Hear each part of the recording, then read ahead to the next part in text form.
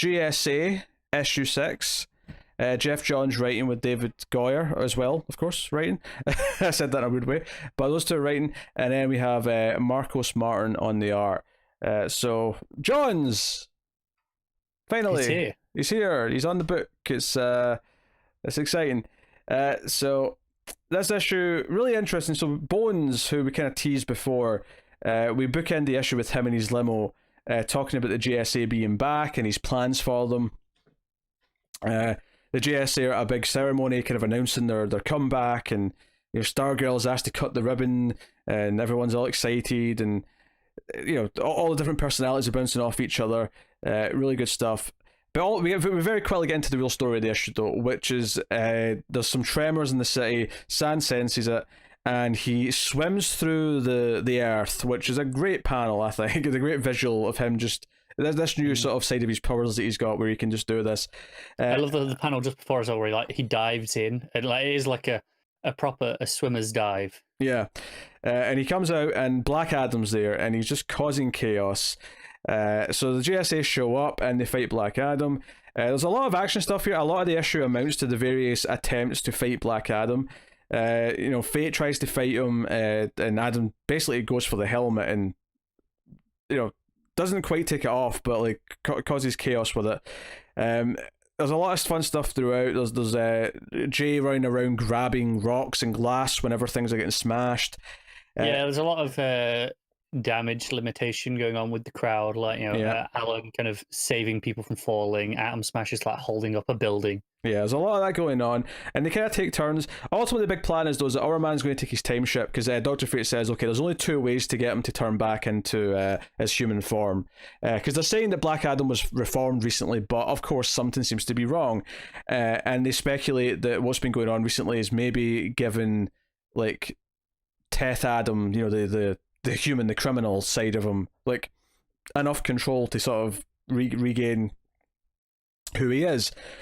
So the plan is just to go back in time with the time ship, and there's a fun little moment here where I think it's Fate who says, like, "Oh, you'll feel right at home, Kendra," and Kendra's like, what is that supposed to mean? Yeah, like, she's confused, like, what are you talking about? So they go back in time, because the second way, of course, is to actually hit him with some of Shazam's lightning. So their plan is to go back to when he first became Black Adam and send some of the lightning through a portal into present day to turn him back into a human.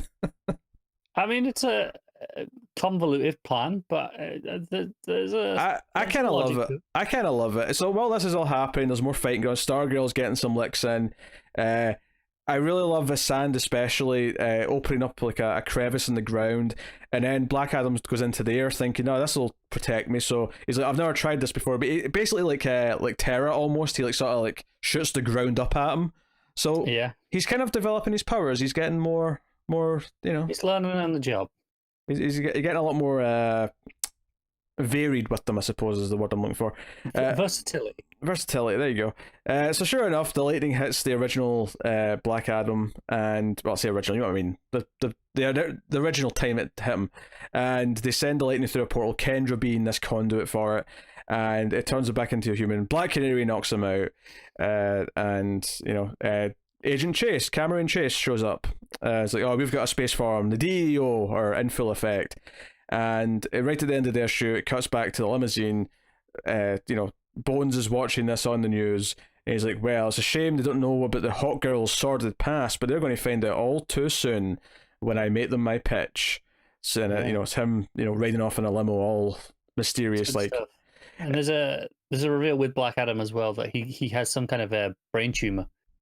That's killing him, and that's what affected him so much and has kind of made him go off on one. So they're quite sympathetic to him at the end here. They kind of recognize that, oh no, he's genuinely unwell here. This maybe wasn't his fault. Yeah, no, it's really good.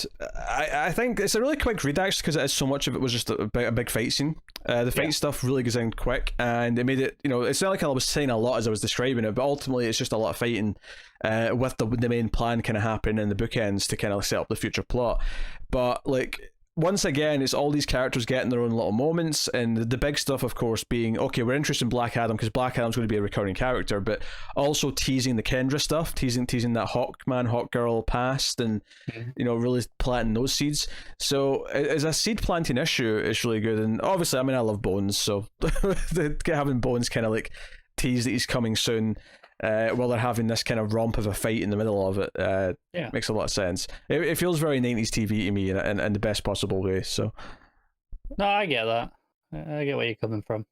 Yeah, so it's a real solid issue. I think it's not like the most exciting issue, even though it's exciting in the context of Johns is finally here, and I think Johns has a real fondness for Black Adam. And I think that shows immediately from this. And, he's a recurring thing over the run. There's a lot of stuff that goes on with him over the next handful of years. But it's interesting just how immediately he starts bringing that in and kind of playing with that character. But it's as an issue just in its own right. It's solid. It's not anything particularly special. It's ideas that are being established that are interesting. Yeah, I mean, I think I like it more as a chapter in the overall JSA story than I do as in a standalone story, if that makes sense. I agree with that. As part of the larger whole and what it alludes to and the things that it's kind of playing with and teasing, like with Hawkgirl, those things this is really interesting, and it's doing all the things that it should be doing. Even just the little things like at the start when they're doing the ribbon cutting, and it's like there's the little exchanges between Wildcat and Stargirl. Just building up, because again, this is still a very new series at this point. And building up some of that camaraderie between these characters. And that's important in an ongoing series. So I think it's very solid as well. So what are you giving it? I'm going to give it a 7.5. Yeah, but I'll agree with that. 7.5.